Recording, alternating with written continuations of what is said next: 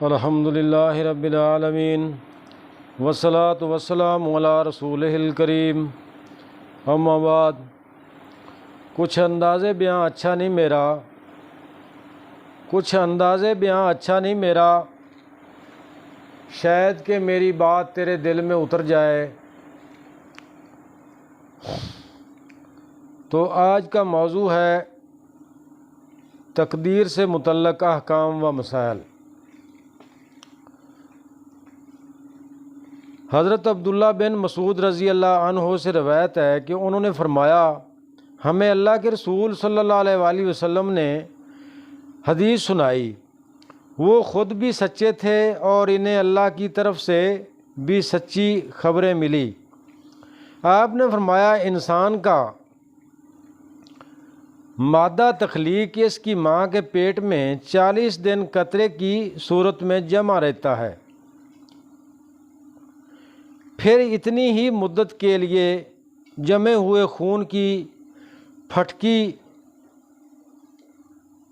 یا لوتھڑا بن جاتا ہے، پھر اتنا ہی عرصہ گوشت کا ٹکڑا بنا رہتا ہے، پھر اللہ تعالیٰ اس کے پاس ایک فرشتہ بھیجتا ہے جسے 4 باتوں کے لکھنے کا حکم دیا جاتا ہے۔ اللہ تعالیٰ فرماتا ہے، اس کے اعمال اور اس کی عمر اور اس کا رزق لکھ دے، اور یہ بھی کہ وہ بدقسمت ہوگا یا خوش قسمت۔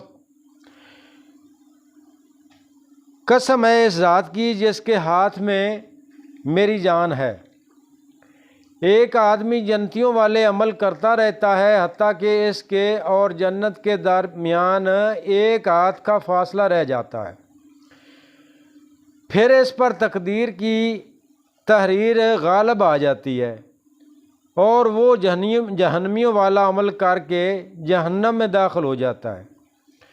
اس طرح ایک آدمی جہنمیوں والے اعمال کرتا رہتا ہے حتیٰ کہ وہ جہنم سے ایک ہاتھ دور رہ جاتا ہے، پھر اس پر تقدیر کا لکھا غالب آ جاتا ہے، چنانچہ وہ جنتیوں والا عمل کر کے جنت میں داخل ہو جاتا ہے۔ تو بھائی یہ حدیث جو ہے یہ ابن ماجہ کی 72 نمبر پر ہے،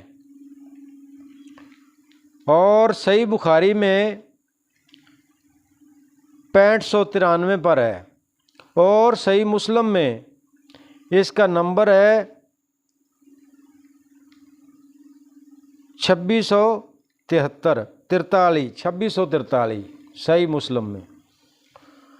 تو تقدیر کا مطلب یہ ہے کہ ابتدا تک جو کچھ بھی ہونے والا ہے اس کا علم پہلے سے اللہ کو ہے، اور اس نے اسے لکھ رکھا ہے۔ آپ جو کچھ ہوتا ہے وہ اس کے ازلی علم کے مطابق ہی ہوتا ہے، لیکن اس کا یہ مطلب نہیں کہ اللہ نے گناہ گار کو گناہ کرنے پر مجبور کیا ہے۔ انسان اللہ کی دی ہوئی طاقت ہی سے نیکی یا گناہ کرتا ہے۔ اگر اللہ تعالیٰ چاہتا تو یہ اختیار چھین لیتا، لیکن وہ ایسا نہیں کرتا۔ البتہ اسے پہلے سے معلوم ہے کہ فلاں بندہ اس اختیار کو صحیح طریقے سے استعمال کر کے اس کی خوشنودی حاصل کر لے گا، اور فلاں بندہ اس اختیار کے غلط استعمال کی وجہ سے اللہ کو ناراض کر کے سزا کا مستحق ہو جائے گا۔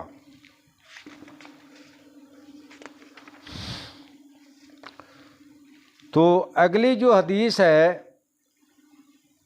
یہ ہے ابن ماجہ کی 78 نمبر پہ، اور بخاری کی حدیث ہے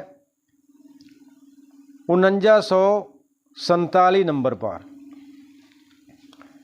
حضرت علی مرتضیٰ رضی اللہ تعالی عنہ سے روایت ہے کہ انہوں نے فرمایا، ہم نبی کریم صلی اللہ علیہ وآلہ وسلم کے پاس بیٹھے ہوئے تھے، آپ کے ہاتھ میں ایک لکڑی تھی، آپ اس کے ساتھ زمین میں لکیریں لگانے لگے، جیسے کوئی شخص گہری سوچ میں ہو تو کرتا ہے، یعنی گہری سوچ میں ہو تو کرتا ہے۔ پھر آپ نے سر اٹھایا اور فرمایا، تم میں سے ہر شخص کا ٹھکانہ جہنم، جنت یا جہنم میں لکھ دیا گیا ہے۔ عرض کیا گیا ہے اللہ کے رسول، پھر ہم لکھے ہوئے پر بھروسہ نہ کر لیں؟ فرمایا نہیں، عمل کرو، لکھے ہوئے پر بھروسہ نہ کرو۔